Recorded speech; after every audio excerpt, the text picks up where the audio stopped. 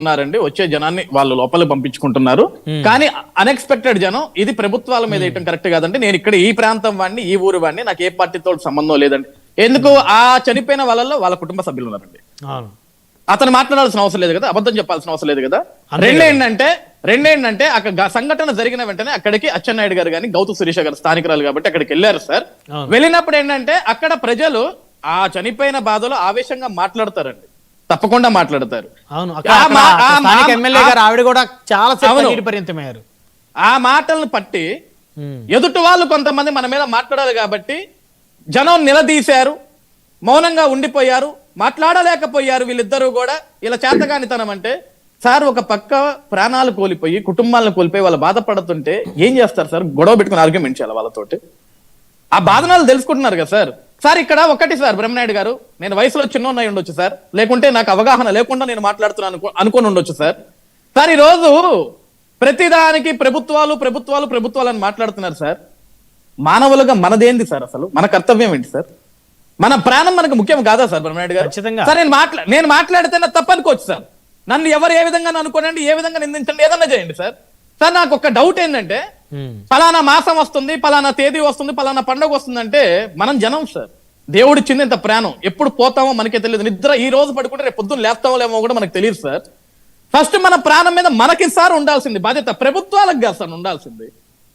Sir, ఈ రోజు ఒక కార్తీక మాసం వచ్చినా, శ్రావణ మాసం వచ్చినా, తొలి ఏకాదశి వచ్చినా, వైకుంఠ ఏకాదశి వచ్చినా సరే, ఎస్ భక్తి మీద మనం వెళ్తాం, దేవుణ్ణి చూడాలి అని వెళ్తాం సార్. కానీ ఫస్ట్ మనం అర్థం చేసుకోవాలి, కొన్ని వేల మంది జనం అక్కడికి వెళ్ళిపోతున్నారు. భగవంతుని రేపు తెల్లారి కూడా చూడొచ్చు సార్, అది మనం ప్రాణంతో బ్రతికు ఉంటే. సార్, భగవంతుడు ఇచ్చిన ప్రాణం సార్ మంది, అదే భగవంతుని చూడటానికి వెళ్ళి ప్రాణాలు పోగొట్టుకుంటాం సార్. మనం ఈ రోజు కొత్తగా పాఠాలు నేర్చుకుంటున్నాం సార్. ఈ రోజు కొత్తగా మనం చూస్తున్నాం భగవంతుడిని సార్. ఎక్కడ ఏ చెట్టు కనపడినా, ఏ రాయి కనపడినా మనం మొక్కుతున్నాం కదా సార్.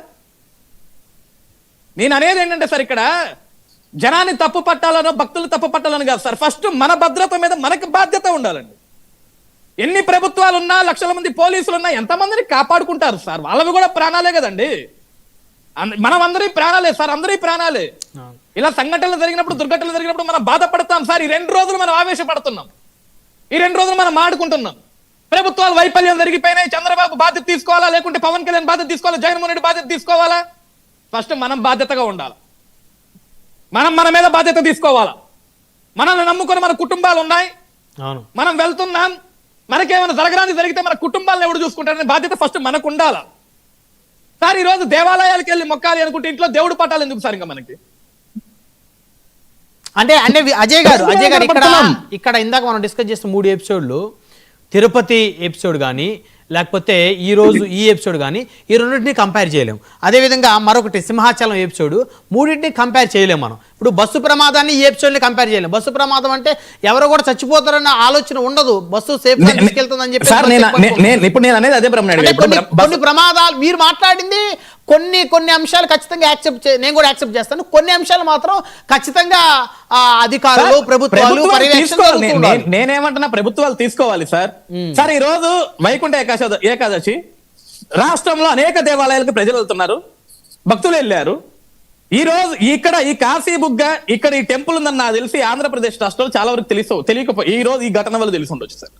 ఈ రోజు ఈ ఘటన వల్ల తెలిసి ఉండొచ్చు, వాస్తవానికి ఈ రోజు ఈ ఘటన వరకే తెలిసి ఉండొచ్చు సార్. ఈ రోజు అక్కడ స్థానికులు ప్రాణాలు కోల్పోయిన బంధువులు చెప్తున్నారు సార్. వాస్తవానికి ఇప్పుడు మనం చెప్తే రాజకీయం సార్, వాళ్ళ బంధువులు కోల్పోయిన బాధలు వాళ్ళే చెప్తున్నారు. ఇక్కడ ఇందులో మా తప్పిదం ఉందండి, వాస్తవానికి ప్రభుత్వాలకు సంబంధం లేని తప్పిదం వాళ్ళే చెప్తున్నారు సార్.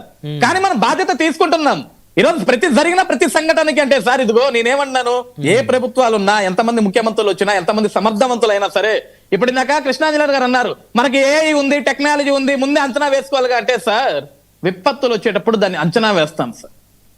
అనుకోని ప్రమాదం వచ్చినప్పుడు ఎవడు అంచనా వేయలేడు సార్. అనుకోని ప్రమాదాలు సార్ ఇవన్నీ. ఇప్పుడు విపత్తులు అనుకోండి సార్, మనకి 10 రోజుల నుంచో సైక్లోనో, నేచురల్ కలమిటీసో ఇవన్నీ మనకి ఇన్ఫర్మేషన్స్ ఉంటాయి కాబట్టి దాని పరంగా స్వేచ్ఛగా ప్రజలను ఎక్కడికి సేఫ్ గా తీసుకెళ్లాలి, ఏ విధంగా వాడుకోవాలి, ఉన్న టెక్నాలజీని ఏ విధంగా వాడుకోవాలని ఆలోచిస్తాం. కానీ అనుకోని సంఘటనలు జరిగినప్పుడు ఇదేమన్నా ఇది తెలిసి జరిగే సంఘటన సార్ మనకి? ఇది యాక్సిడెంట్, ఇది యాక్సిడెంటల్ గా జరిగిన దాన్ని టెక్నాలజీ ఉంటే, ఏఐ ఉంటే, సెల్ ఫోన్ ఉంటే కాపాడలేరు సార్. కాకపోతే ఇక్కడ అజయ్ గారు నాకు ఒక డౌట్ ఏంటంటే, అంటే ఎప్పుడు కూడా 2000 మందికి మించి రాలేదని ఆ ఆలయ నిర్వాహకులు చెప్తున్నాయి. అంతమంది 25,000 మంది జనం వస్తా ఉన్నటువంటి ఆ పరిస్థితిలో, అంటే అక్కడ దగ్గరలో పోలీస్ స్టేషన్లు కానీ రెవెన్యూ కార్యాలయాలు కానీ లేవు. ఎందుకంటే 25,000 అంటే చిన్న విషయం కాదు కదా సార్. ఒక అదే అంటే సార్ 25,000 అంటే అసలు అది మనం ఇమాజిన్ చేసుకునే పరిస్థితి కాదు. అసలు వాస్తవానికి ఏంటంటే సార్, ఈ రోజు ఈ వైకుంఠ ఏకాదశి ఏదైతే ఉందో, ఈ రోజు ఈ కార్తీక మాసం స్టార్ట్ అయిన తర్వాత అందరూ భక్తులందరూ కూడా దేవాలయాలకు వెళ్తున్నారు. ప్రతి దేవాలయాలు కూడా కిక్కిరిసి ఉంటాయి. అవును. సో వీళ్ళు ఏంటంటే సార్, ప్రతిసారి ఇప్పుడు సార్ ఆల్రెడీ గత 6 నెలల నుంచి 7 నెలల నుంచి పబ్లిక్ వెళ్తున్నప్పుడు, అరే మనకి ఇక్కడ దగ్గరగా వెంకటేశ్వర స్వామి టెంపుల్ ఉంది, పెద్దగా కట్టారు, ఒక 12 ఎకరాల్లో, కొంచెం చూడటానికి అంటే అక్కడ ప్రచారం కూడా జరిగింది, ఒక టెంపుల్ ఉంది అన్నప్పుడు అక్కడ దొరకనప్పుడు దర్శనం ఇక్కడ స్వేచ్ఛగానే దొరుకుతుందిగా సార్. ఇది అంతా మౌత్ పబ్లిసిటీ. ఇక్కడ స్వేచ్ఛగానే ఫ్రీగానే దొరుకుతుంది కదా. ఈ ఫ్రీగా దొరుకుతుంది దర్శనం అన్న మూమెంట్ లో, అంటే ఈజీ యాక్సెస్ లో దొరుకుతుంది, హ్యాపీగా దర్శనం చేసుకుని తొందరగా వెళ్ళిపోవచ్చు నాకు ఆలోచనలో స్టెప్ బై స్టెప్ పబ్లిక్ పెరిగిపోయారు. అప్పటికి కూడా బయట పోలీసులు ఉన్నారు సార్. పోలీసులు లేక కాదు, వాస్తవానికి ఇక్కడ పోలీసులు ఉన్నారు బయట, కానీ వీళ్ళు లోపలికి వెళ్ళిన పబ్లిక్ ఒక లైన్ లో వెళ్తున్నారు. అప్పుడు దాకా బానే ఉంది సార్, దర్శనాలు ఒక లైన్ లో వెళ్తున్నారు. సడన్ గా పబ్లిక్ ఎక్కువయ్యేసరికి ఈ పక్కన కూడా లైనే కదా, అక్కడ ఎగ్జిట్ అండ్ ఎంట్రీ ఎవరికి క్లారిటీ లేదు. ఫస్ట్ ఆఫ్ ఆల్ ఈ పక్కన కూడా లైనే కదా అని చెప్పేసి ఈ సగం మంది వెళ్ళిపోయేసరికి ఆ రైలింగ్ వీళ్ళందరూ వెయిట్ కి రైలింగ్ పడిపోయేసరికి ఒకళ్ళ మీద ఒకళ్ళు పడేసరికి ఆ భయంతో తొక్కిసలాట మొదలైపోయింది. అవును. ఆ రైలింగ్ పడపోయి ఉంటే ఇదంతా ఉండేది కదా సార్. ఎందుకంటే వీక్ గా ఉండేసరికి అది పడిపోయేసరికి ఏమైంది సార్, ఒక 10 మనుషులు మీద పడేసరికి భయం మొదలైంది, ఏదో జరిగిపోయిందని. ఈ భయంతో అక్కడ ఉన్న ఒకళ్ళ భయ ఒకళ్ళు తోసుకుంటూ, ఎవరి ప్రాణం వాళ్ళకి ఇంపార్టెంట్ కాబట్టి నా ప్రాణం నేను కాపాడుకోవాలని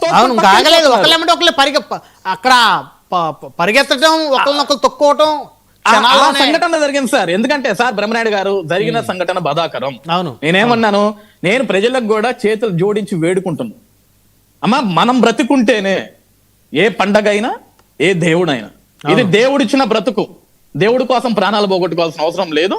ఇంట్లోని దండం పెట్టుకోండి, అక్కడికి వెళ్ళి. ఇప్పుడు సార్ ఈ రోజు గుడి కక్కిరిసి ఉంటుంది సార్, రేపొద్దున ఫ్రీగా ఉంటుంది, హ్యాపీ. నేనేమంటాను సార్, ప్రశాంతంగా తెల్లారి వెళ్తే భగవంతుడు చాలా అద్భుతంగా కళ్ళకి నిండా నింపుకొని రావచ్చు సార్. మనం ఈ హడావిడిలో వెళ్ళి మనం దేవుని కూడా సరిగా చూడలేము సార్. ఎందుకంటే ముందు వెనక తోసుకుంటూ ఒకళ్ళ మీద ఒకళ్ళు పడుకుంటూ భగవంతుని కూడా సరిగా నిజంగా జపించుకోలేము మనం. నేను అదే అడుగుతున్నా, ఈ రోజు నేను కోట్లాది మంది భక్తులు అడుగుతున్నా, నేను మీ మనోభావాలు దెబ్బతీయాలని కాదు, మన బ్రతుకు మనకి బాధ్యత, మనకి ఇంపార్టెంట్. ఇది